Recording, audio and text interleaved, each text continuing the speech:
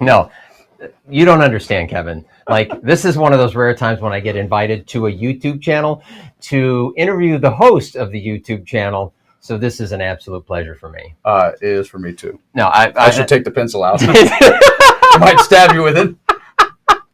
It would be fine. We could, we could show people like, oh wow, what else can you do with special effects here?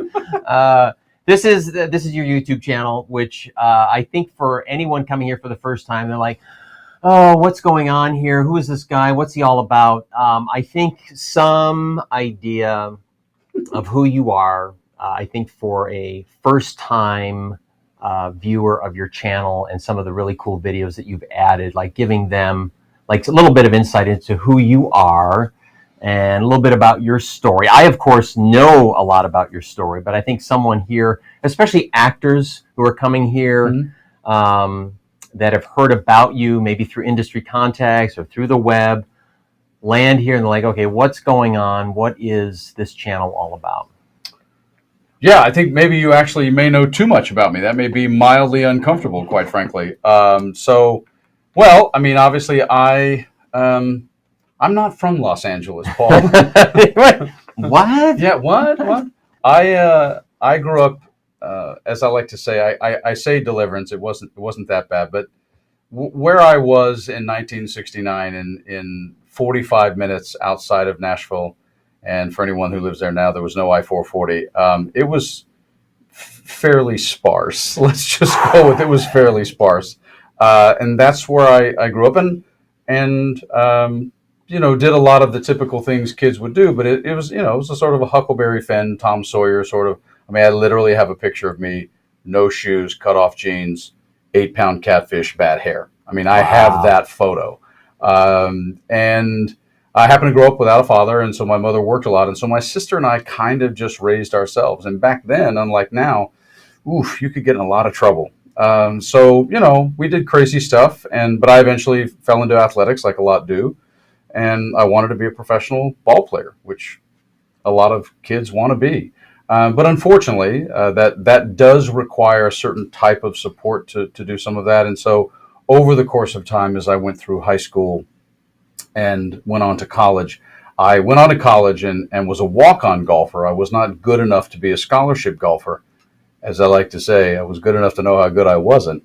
And I was genuinely honest about that. Right. Saying, well, I don't think I'm going to be making this anytime soon. So, a series of events occurred, and my mother owned a restaurant. She was a singer. And this lady's husband used to come into my mom's restaurant, whose wife ran a modeling agency in Nashville. And I was in Murfreesboro going to school.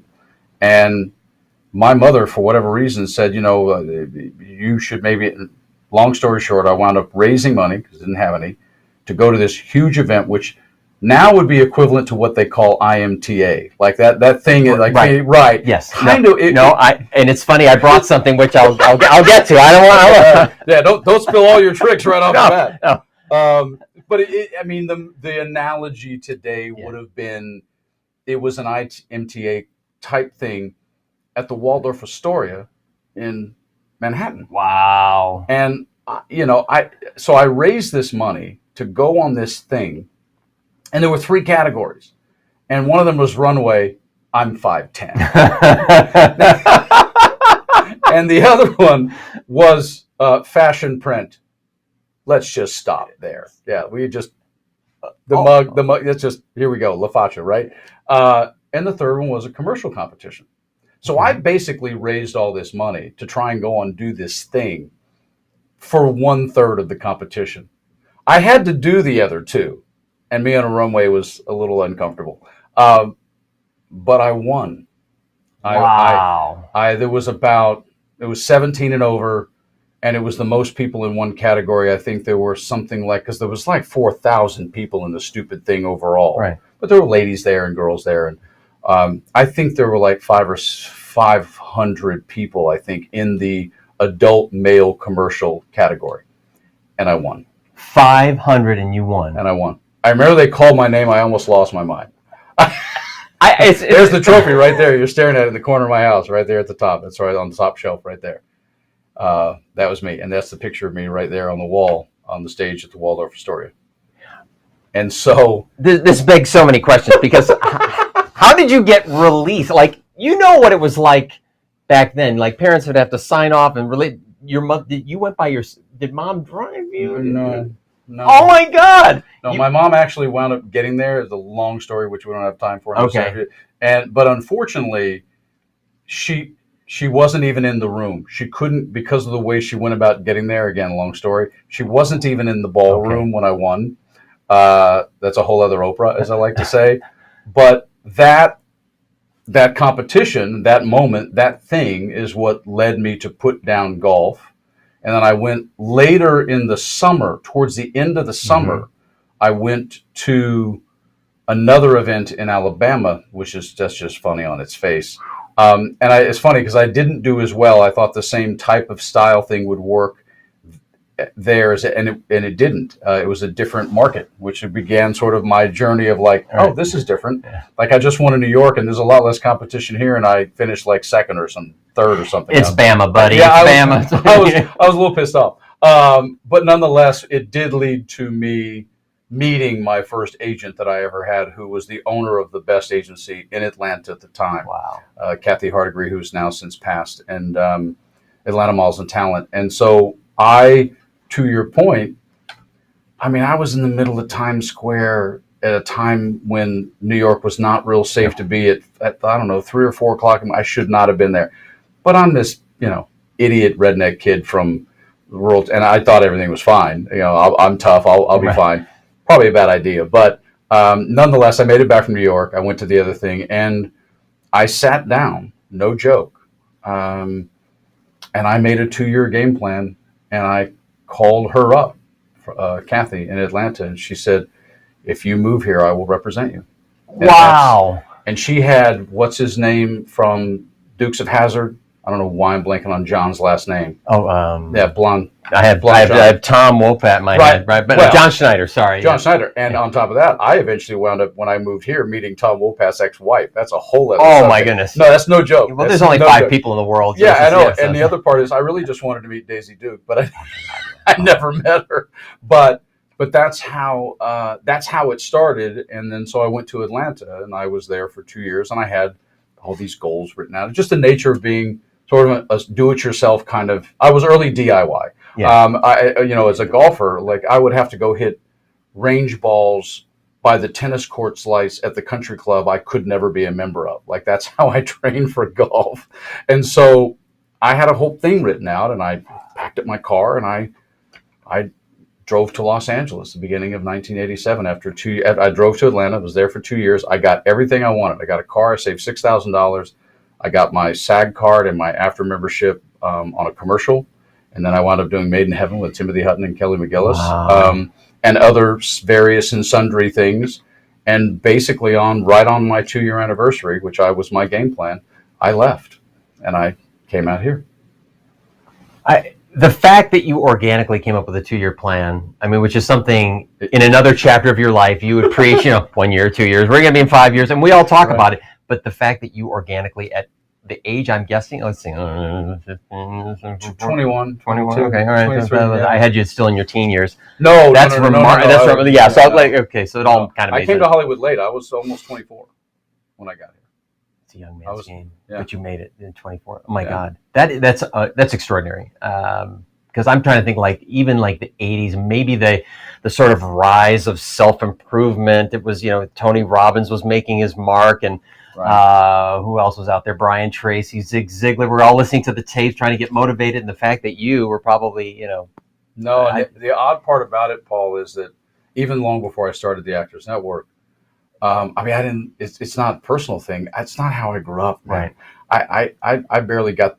I think I got my first stereo when I was 21 years old. Like, we didn't really have a lot, and so I didn't do it. But I've had said to me so many times over my life, having built the network, "Oh, so who was your mind? Like, go to Landmark Forum or you're Tony Robbins?" I'm like, "No, I don't listen to any of them." Yeah. It just, I don't know. I just took a lot from my acting coach, and I took a lot from my acting coach in Atlanta.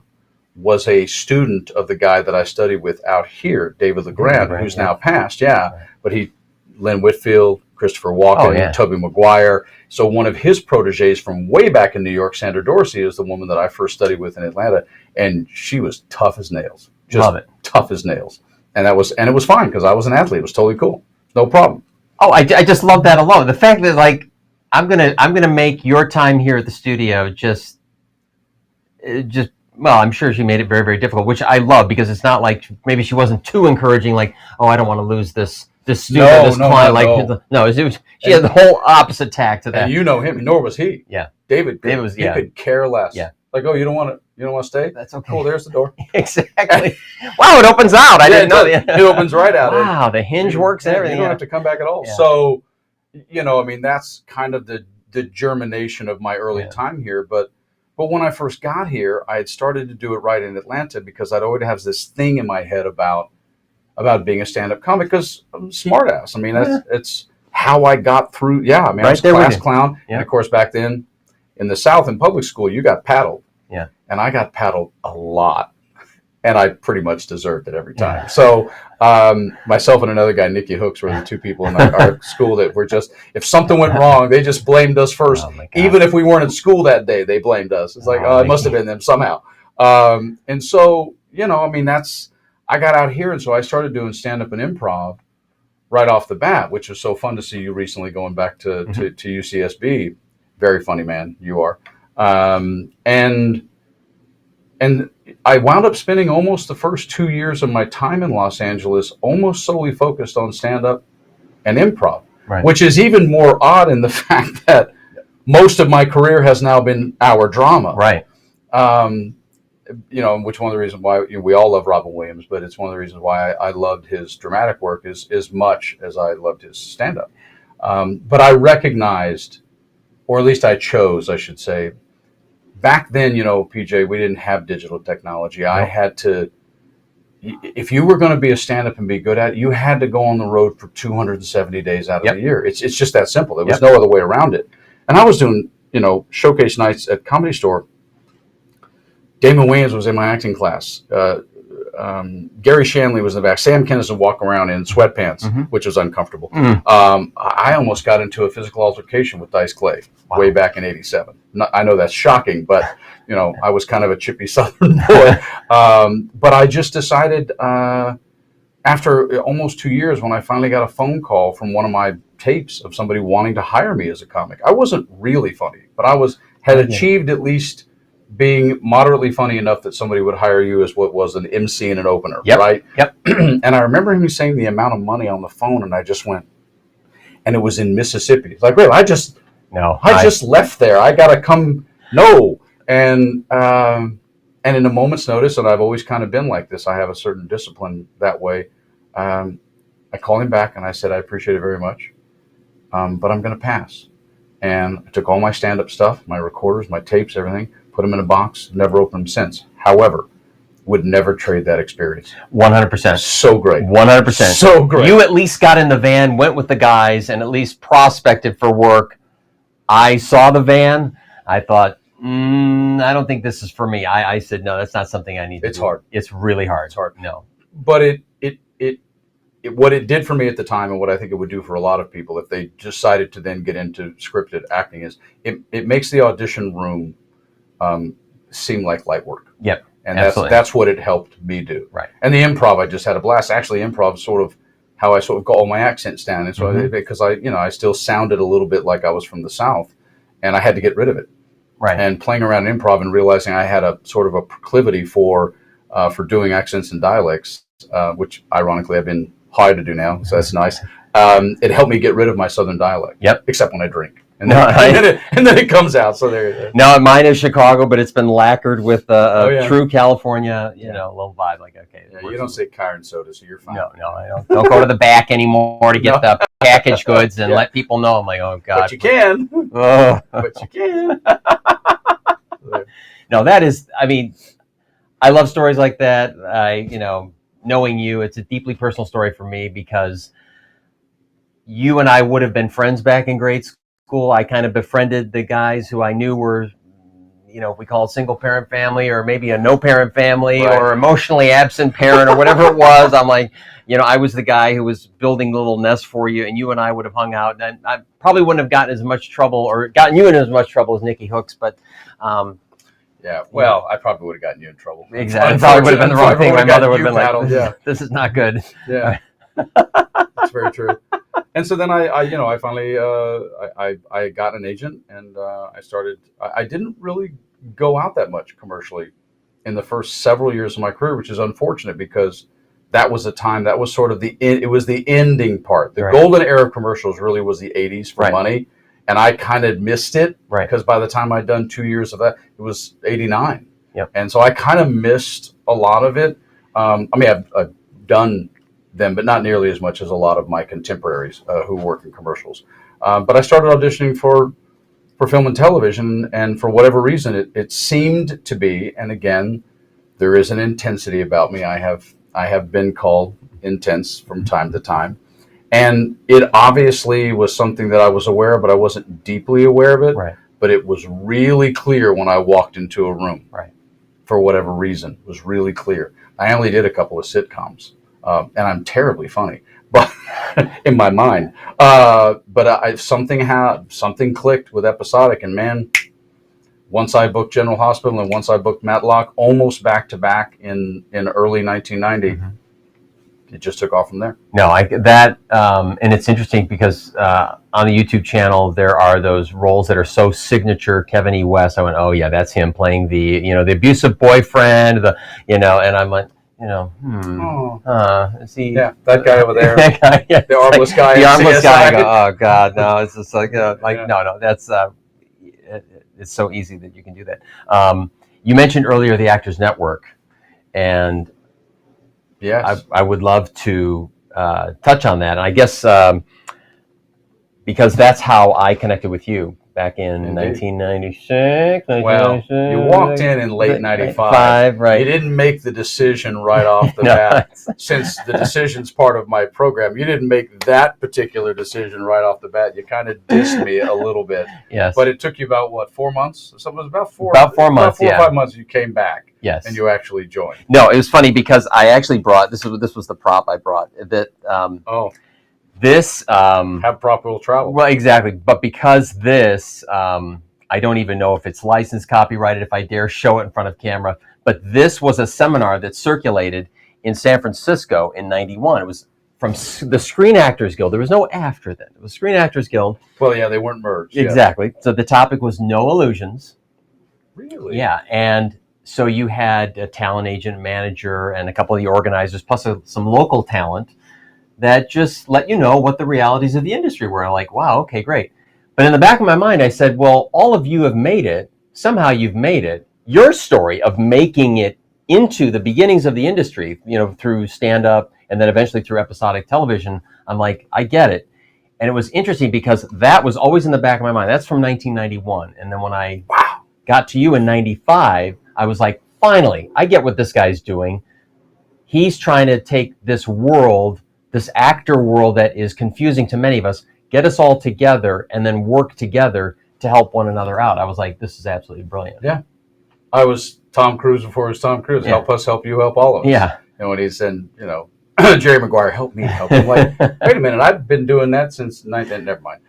Yeah, I mean, but I didn't, I think the most important thing for people to know a little bit about me and also a little bit about the Actors Network was it became a business, but it was in no way, shape, form, or fashion meant to be a business. Correct.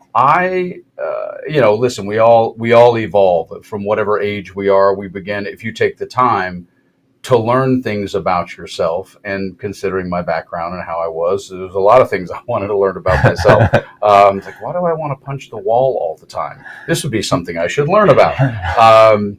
And I don't know what it was in me that in the 4 years before I even had the first meeting in my apartment on May 1st, 91, I wasn't flabbergasted by it. I wasn't overtly confused by it, but I was almost medium bothered by how much what I thought was unnecessary confusion, stone cold, flat out bullshit people believe that Yep. they shouldn't be believing, the things that people had to, and the people they decided to listen to, and just what I saw, what I would define as just a great deal of unnecessary consternation. Mhm. And doesn't matter that I used to, swing a sledgehammer for $3.50 an hour, or that I, own shotguns or any of that kind of stuff, or played baseball and broke things and, caught and cleaned fish and all that stuff. I'm still a Pisces. And there's a huge part of me that was just a natural goofball and a natural artist and very sensitive. Right. And I just saw these people around me from acting class and other places, and I'm like, maybe we should have a conversation about this. We should chat about some of this crap that's going on, because I think you guys might be missing something. And honestly, Paul, that was literally there was no more than that. Everything beyond that just evolved.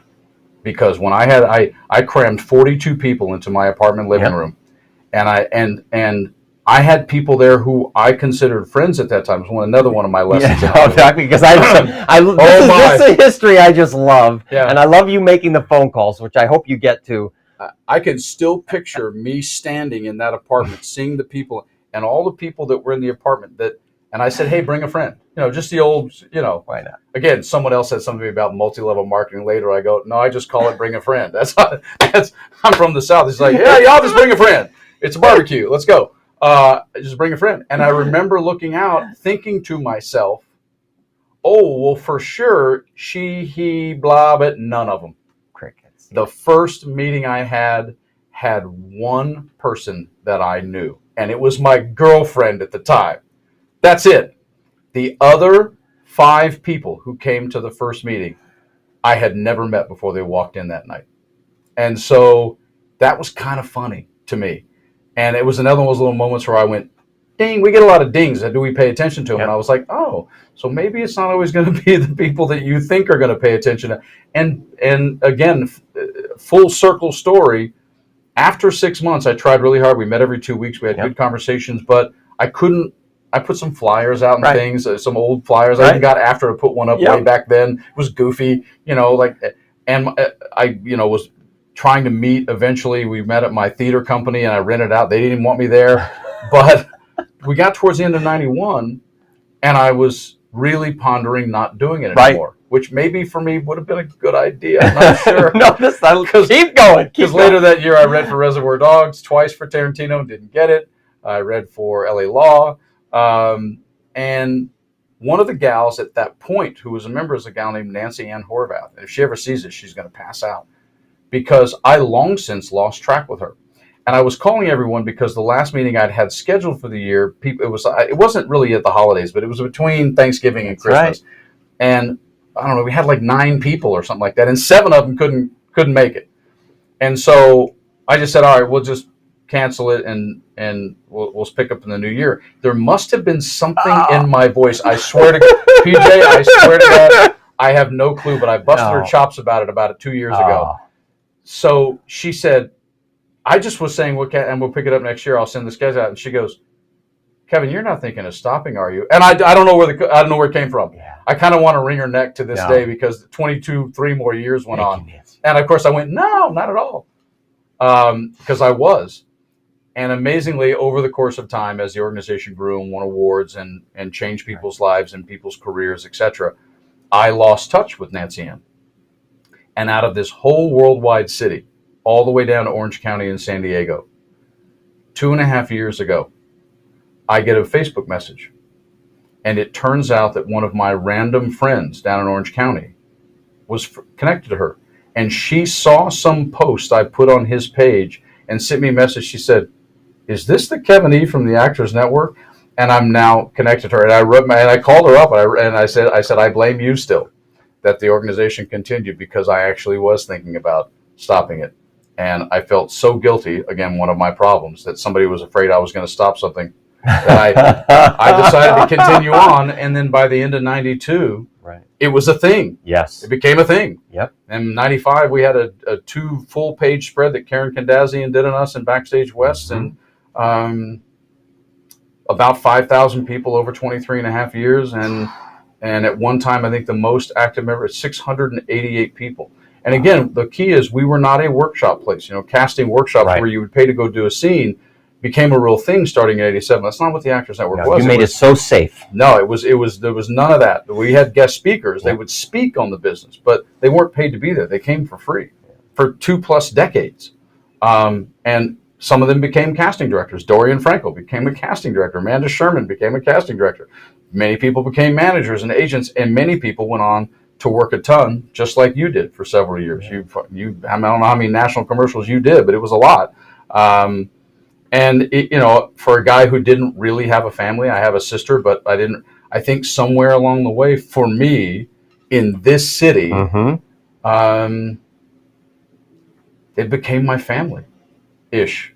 It just did. Yeah.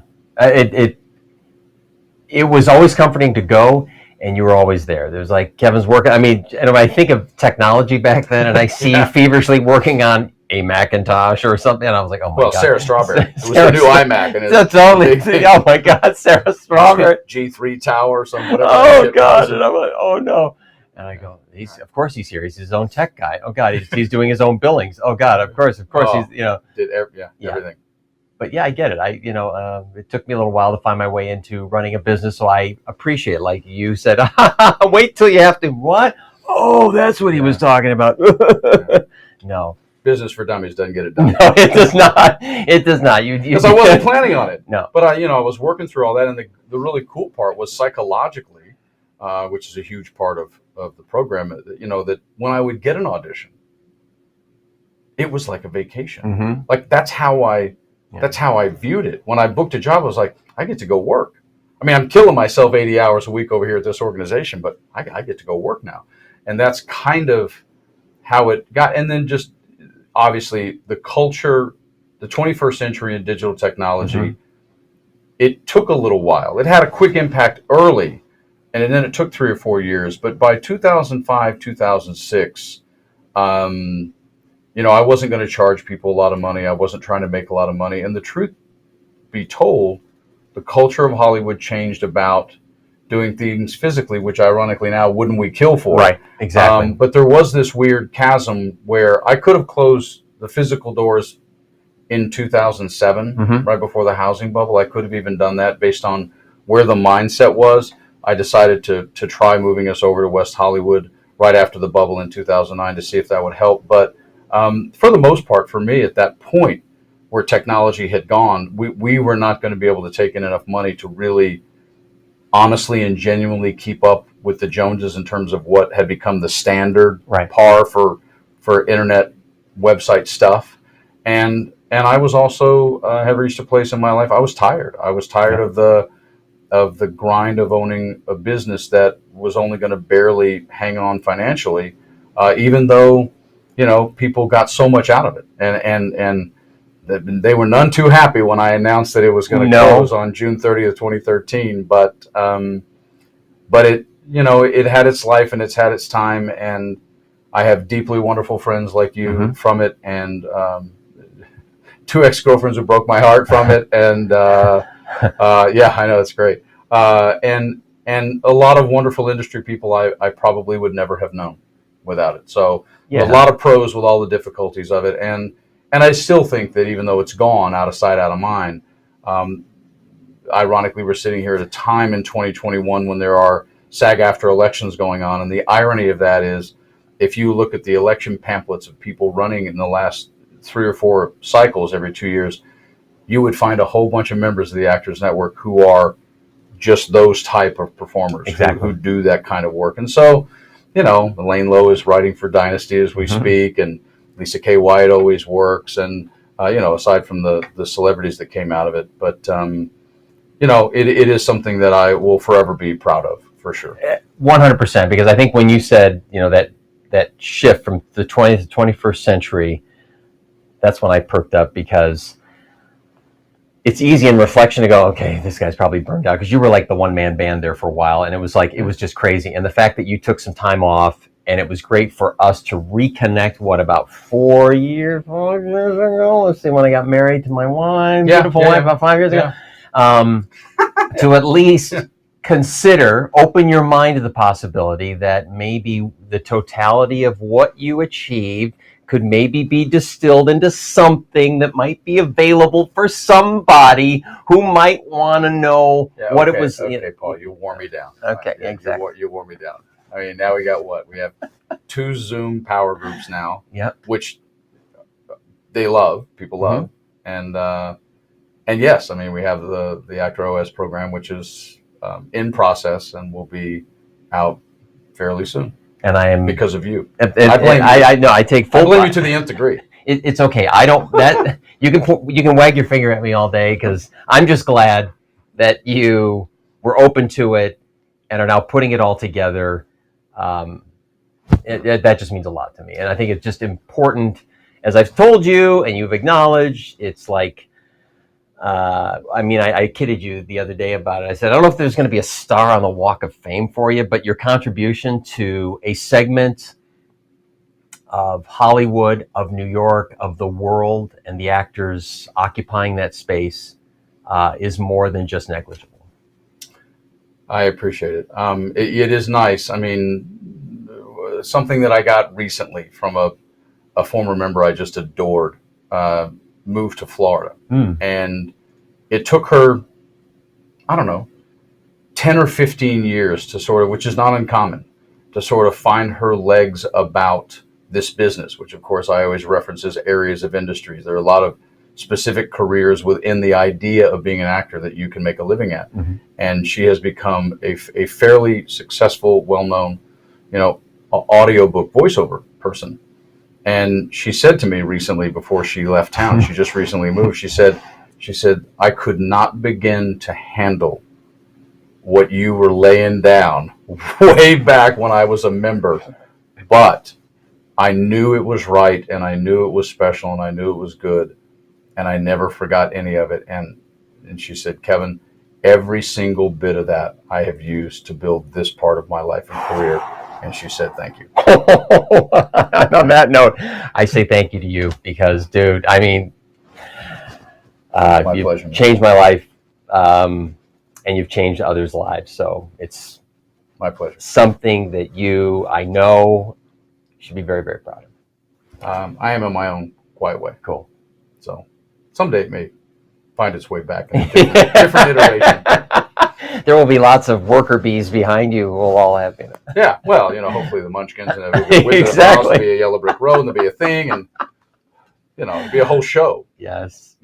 So, but thanks, I appreciate it. Absolutely, no, my pleasure, and thanks to all of you for spending some time with us.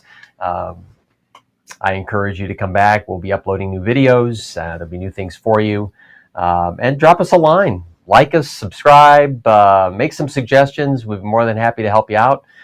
That's why we're in the business. Help others. Help themselves. To help all of us. Help all of us? Really? Yeah, it's weird. See you guys soon.